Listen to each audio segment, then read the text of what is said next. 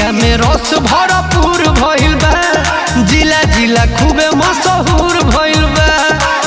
गर्दा उड़ा दिले बारे तोरा लिचिया में रस भरपूर भइल बा, जिला जिला खूबे मशहूर भइल बा।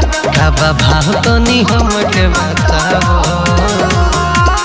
2 रुपया हो 2 रुपया मार दियो सब स्ट्राइक को। आओ दूरे से देखा के जान जनी लला चावो, अपना लीची के स्वाद चिखाओ। दूरे से देखा के जान जनी लला चावो, अपना लीची के स्वाद चिखाओ।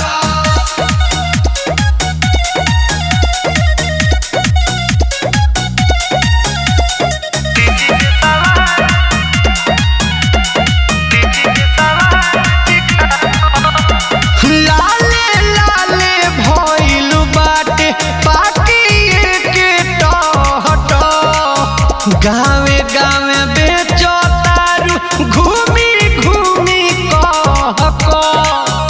अरे लीची लगाओ। लाले लाले भइल बाटे पाकी के टहट, गावे गावे बेचो तारू घूमी घूमी कहको।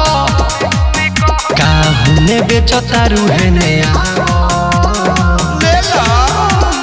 दूरे से देखा के जनी हमें लला चावो, अपना लीची के स्वाद चिखाओ।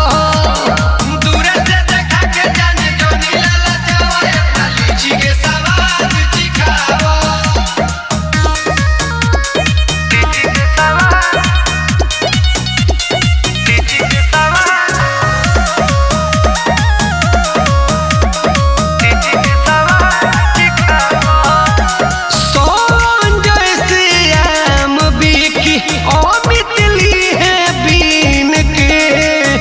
राहुल देहाती मंटू रीत से जोई है कीन के। राज निराला बिकी अमित ली है बीन के। राहुल देहाती मंटू रीत से जोई है कीन के। ऐसन गहकी के जनी तू भागावो।